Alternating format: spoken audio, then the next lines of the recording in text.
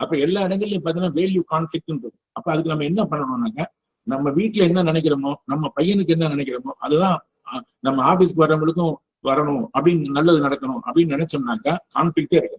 அதனால நான் என்ன பண்ணுவேன், என்னோட பாலிசியே எங்க போனாலும் அந்த ஆபீஸ் இருக்கக்கூடிய இடத்துக்கு நான் எங்க வீடையும் மாத்திக்கிட்டு அங்கேயே 7 நாள் அப்படி போகணும் அப்படின்னு நினைப்பேன். இப்ப 7 நாள் நீ எதுக்கு தான் வரணும் அப்படின்னு யாராவது கேட்டீங்கன்னாக்கா கேட்கலாம் நீங்க. அப்ப வந்து பாத்தீங்கன்னா சனிக்கிழமை லீவு தானே, ஞாயிற்றுக்கிழமை லீவு தானேன்னு சொல்றப்ப நான் எல்லார்ட்டையும் ஓப்பனா என்ன பதில் சொல்லுவேன்னாக்கா, சனிக்கிழமை யாராவது எனக்கு ஃபோன் பண்ணாங்கன்னாக்கா நான் இன்னைக்கு லீவுன்னு சொல்றேன்னு வச்சுங்க. ஞாயிற்றுக்கிழமை எனக்கு யாராவது ஃபோன் பண்ணாங்கன்னா லீவுன்னு சொல்றேன்னு வச்சுங்க. என் பையன் சனிக்கிழமை அப்பான்னு சொன்னான்னாக்கா நான் இன்னைக்கு லீவு, உனக்கு அப்பா கிடையாதுன்னு சொல்ல முடியுமா? நீங்க ஆரம்பம் பண்ணி பாருங்க. கல்யாணம் பண்ணாலும் சரி, நீங்க உங்க அப்பா அம்மா, நம்ம வந்து சனிக்கிழமைனாலும் சரி ஞாயிற்றுக்கிழமைனாலும் சரி, எல்லா நாளும் வந்து ஒரு பப்ளிக்ல வந்து ஒரு வேலைன்னு பாக்குறப்ப வேலையற்று விரக்தியா இருக்கக்கூடிய இளைஞர்களோட மனசுல நம்ம வந்து இன்னைக்கு நாளைக்கு வாங்க தம்பி நான் சொல்றேன், இல்லாட்டி இன்னைக்கு இது சொல்றேன் அப்படின்னு சொல்றதுக்காக நமக்கு வந்து ஒரு பதில் சொல்ல தெரியும். அதனால எப்பவுமே பாத்தீங்கன்னாக்கா எல்லா நேரத்துலயும் நான் வந்து போனை வந்து 7 நாள், நான் போன் வந்த ரொம்ப லேட்டா தான் போன் எல்லாம் வாங்கினேன் நான் வந்து. அப்ப வீட்லயும் லேண்ட் போனும் இருக்காது, செல்போனும் இருக்காது, ஒரு காலத்துக்கு மேலதான் வந்தது. அப்ப அதை முழுமையா பயன்படுத்துறது, இதெல்லாம் பாக்குற பையங்க என்ன பண்ணுவாங்க, சின்ன வயசு பையங்க எப்பவுமே நம்ம பேசுறது ஒண்ணு, வாக்கு மனம் காயம் என்பது ஒண்ணா இருக்கும். சும்மா வந்து பேசுறது மட்டும் ஒண்ணு இருந்துச்சுனாக்கா அவங்களுக்கு வந்து நம்பிக்கை வராது. அப்ப அதனால நான் வந்து எப்பவுமே வந்து அதே சுபாவம் ஆகுது. நான் ஒன்னும் முடிவெடுத்து அன்பா இருக்க வேண்டிய அவசியம் கிடையாது. அதை இப்ப சமீபத்துல கூட நான் இவங்களுக்கு எல்லாம் அனுப்பியிருந்தேன். என்னுடைய பையனுடைய ஒரு இது வந்து செயல்பாடு. என்னுடைய பெரிய சன் வந்து பாத்தீங்கன்னா அவனுக்கு வந்து மாற்றுத்திறனாளியா, அவனை வந்து ஒரு டாக்டர் கூட வந்து பாத்தீங்கன்னாக்கா இவர் வந்து சுமாரா தான் படிப்பாரு, இவருக்கு ஸ்கில்ஸ் அவ்வளவு பத்தாதுன்ற மாதிரி அவர் சொன்னாரு. ஆனா அவனுக்கு அற்புதமான ஸ்கில். இதுவுமே எனக்கு வந்து கைடன்ஸுக்கு ரொம்ப முக்கியமான விஷயம். ஒரு இளைஞன் வந்தாருனாக்கா அவர் வந்து நம்ம வந்து அண்டர்ஸ்டாண்ட் பண்ணாம அவர் அண்டர் எஸ்டிமேட் பண்ணக்கூடாது, அவரை வந்து பிராண்ட் பண்ணக்கூடாதுன்றது எனக்கு வீட்லயே ஒண்ணு. சேரிட்டி பிகின்ஸ் அட் ஹோம் சொல்லி பாத்தீங்கன்னாக்கா என்னோட ஸ்டூடெண்ட், என்னோட சன்னுக்கு வந்து அவனுக்கு பிடிச்ச இது எனக்கு தெரியல முதல்ல. அவனும் என்னை மாதிரி ட்ரையல் அண்ட் எரர் தான். நானே ராங்கா தான் முதல்ல பிகாம்ல சேர்த்து விட்டு பிகாம் படிச்சு முடிச்ச உடனே இங்கிலீஷ்ல வந்து அவருக்கு ரொம்ப இன்ட்ரெஸ்ட் இருக்கு அப்படின்னு தெரியறப்ப இங்கிலீஷ் லிட்ரேச்சர் தான் எடுக்க வச்சு அப்புறமேல வந்து பாத்தீங்கன்னா நெட் எக்ஸாம், செட் எக்ஸாம், என் ஒய்ஃப் போய் அங்க பரிசை நாங்க 2 பேருமே போய் விடுவோம். ஒரு பேரண்ட் வந்து ஒரு எல்டரா இருக்கக்கூடிய பையனை கூடவே கூட்டிட்டு போய் இப்போ வந்து வீல் சேர்ல தான் யூனிவர்சிட்டியில வந்து அவர் வேலை பார்க்கிறாரு. ஆனா I feel proud as a father that அவர் வந்து பாத்தீங்கன்னா இன்னைக்கு பெர்மனன்ட் டைம் ஸ்கேல்ல நான் வந்து ரிட்டையர் ஆன வரைக்கும் வந்து எனக்கு ஒரு பெரிய அளவுக்கு ஒரு வீடோ பெரிய அளவுக்கு ஒரு இதுன்றது எங்க கிராமத்துல இருக்கிறத நான் ஒன்னும் பெரிய இது பண்ணிடல. ஆனா அவர் பாத்தீங்கன்னா 3 பெட்ரூம் வீடு இப்ப காரைக்குடியில வாங்கியிருக்காரு. அவர் வீட்டுல தான் நான் இருக்கேன். அவர் நெட் எக்ஸாம், செட் எக்ஸாம் எல்லாம் பாஸ் பண்ணி இப்ப உங்களுக்கு தெரியும் யூஜிசி ஸ்கேல் ஆஃப் இதெல்லாம் காலேஜஸ் யூனிவர்சிட்டிஸ் எல்லாம் எப்படி இருக்குன்னு சொல்லிட்டு he is now working here Alagappa university. அவரை சார்ந்துதான் இப்ப நானும் என் ஒய்ஃபா கூட தான் நாங்க இருந்துட்டே இருப்போம். பாக்குறப்ப எல்லாருக்கும் என்ன தெரியும் வந்து அப்பியரன்ஸ் இஸ் டிசப்டிவ்.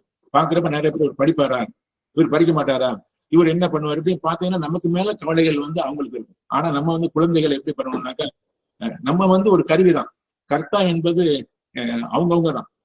அதை நான் வந்து என்னோட வீட்லயே நான் பார்ப்பேன். ஒவ்வொன்றையும் நான் உங்களுக்கு சொல்றப்ப பாத்தீங்கன்னாக்கா based on my own experience சொல்லி இட்ஸ் நாட் அப்டிராக்ட் திங்கிங் எல்லாம் ஒண்ணுமே கிடையாது, ஃபார்ஃபெட்ச்டு திங்கிங் கிடையாது, எல்லாமே ஃபங்க்ஷனல் திங்கிங் தான்.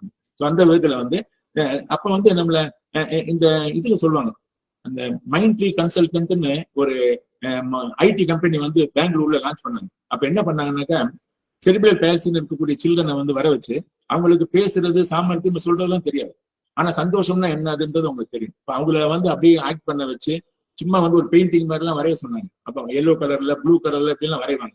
அதவே எடுத்து அவங்க லோகோவா போட்டா விளம்பரத்துக்கு காசு கிடையாது, செலவே கிடையாது.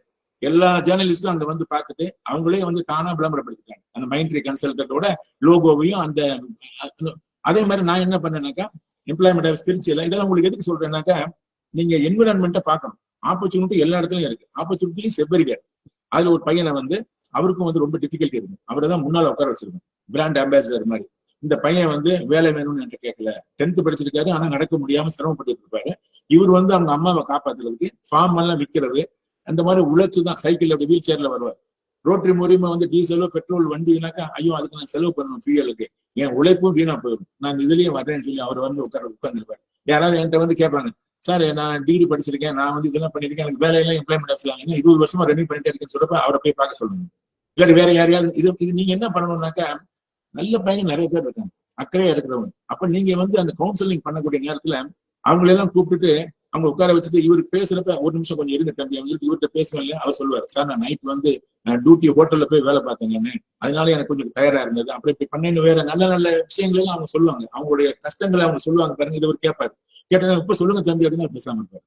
This is how you have to tackle people. பப்ளிக்ல இருந்து சில பேர் வருவாங்க, என்னமோ வந்து அவங்களுக்கு உலகத்துல வந்து எல்லாமே ரெடியா வச்சிருப்பாங்க, வேலைன்றது அப்படி தட்டுல வச்சு கொடுப்பாங்க அப்படின்னு நினைக்கிற ஒரு பிரம்மை எல்லாம் இருந்துட்டு இருக்கப்ப எவ்வளவு இன்ச்சுமே வந்து ஒவ்வொருத்தரும் எப்படி வந்து இந்த மாதிரி லேபர் இன்டென்சிவ் கண்ட்ரில இவ்வளவு பேர் இருக்கக்கூடிய ஜாப் டு மில்லியன்ஸ் நம்ம சொன்னா கூட இவ்வளவு வேலைகள் இருக்கு, நம்ம எப்படி வந்து அந்த வேலையை வந்து பெறுறதுக்கு நம்ம தகுதிப்படுத்திக்கணும் அப்படின்றதுல ஒவ்வொரு பையனுக்கும் நம்ம அவங்கவுங்க லெவல்ல சொல்றதுக்கு உதாரணத்தை தான் நம்ம வந்து செர்மன் மாதிரி சொன்னோம்னா நம்ப மாட்டாங்க, அது அவங்க ஏத்துக்கவும் மாட்டாங்க. சோ இந்த மாதிரி உலகத்துல வந்து நிஜ உதாரணங்களை காமிக்கணும்ன்றப்பதான் எம்ப்ளாய்மெண்ட் ஆஃபீஸ்ல நிறைய பேர் உட்காந்து படிச்சுட்டே இருப்பாங்க.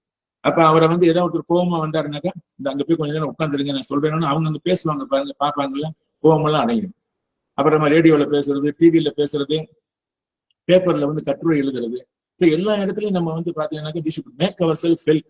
அது வந்து விளம்பரத்துக்காக இல்ல, நம்ம வந்து எம்ப்ளாய்மெண்ட் ஆஃபீஸ் வந்து ஒரு பெரிய திருச்சியில இருக்கப்பெல்லாம் வந்து நிறைய லைம் லைட்டுக்கு வந்துச்சு. எடிட்டோரியல்ல பாத்தீங்கன்னா ஆல் இந்தியா லெவல்ல இப்ப விட்டல் சீஃப் விஜிலன்ஸ் கமிஷனர் இருந்தார். அவர் வந்து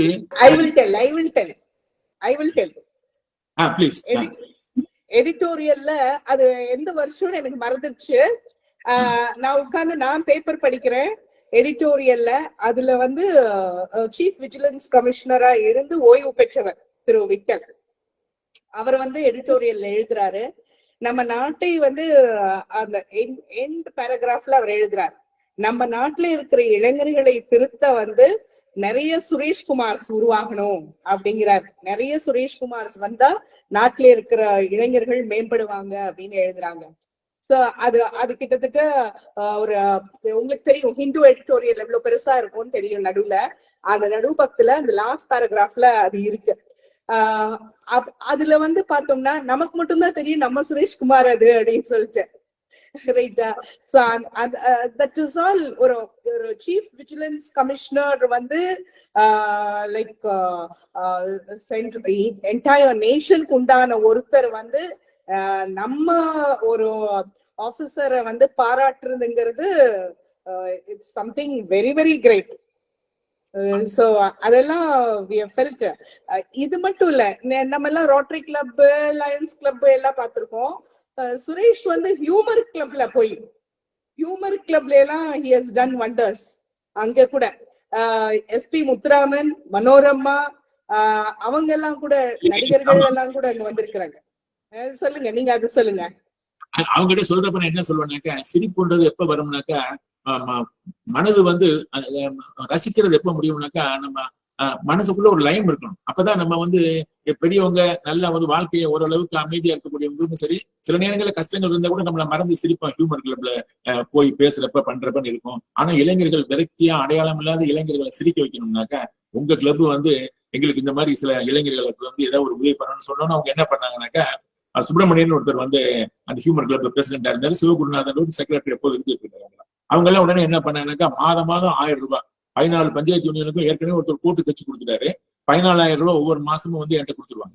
அவங்க உடனே நேரடியாக அந்த பையங்களுக்கு ஒவ்வொரு 14 யூனியனுக்கும் 1000 ரூபாய் 1000 ரூபாய் சொல்லி 2 வருஷத்துக்கு நான் கொடுத்து அந்த பஞ்சாயத்து யூனியன்ல அந்த பையங்களை வந்து தங்க வச்சு அந்த அவங்க வீட்டுல இருந்து பக்கத்துல தான் இருக்கும். இப்படி வந்து அவங்க வந்து மற்றவங்க அங்க உட்காந்து படிக்கிறதுக்காங்க. இப்ப பாத்தீங்கன்னா எல்லா இடங்கள்லயும் வந்து நிறைய இன்ஃபர்மேஷன் சென்டர்ஸ், லைப்ரரிஸ் மற்ற நிறைய எல்லாம் இருந்துட்டு இருக்கு. இப்ப நம்மளால என்ன செய்ய முடியும்? அப்படி பாத்தீங்கன்னாக்கா அந்த மாதிரி கிளப் மூலியமா அவங்களையும் நம்ம மறக்கவே முடியாது. ஹியூமர் கிளப் வந்து பாத்தீங்கன்னாக்கா அந்த சிரிப்பை உண்டாக்குறதுக்காகவே அவங்க வந்து இளைஞர்களுக்கெல்லாம் வந்து நிறைய பேருக்கு சப்போர்ட் பண்ணுறாங்க.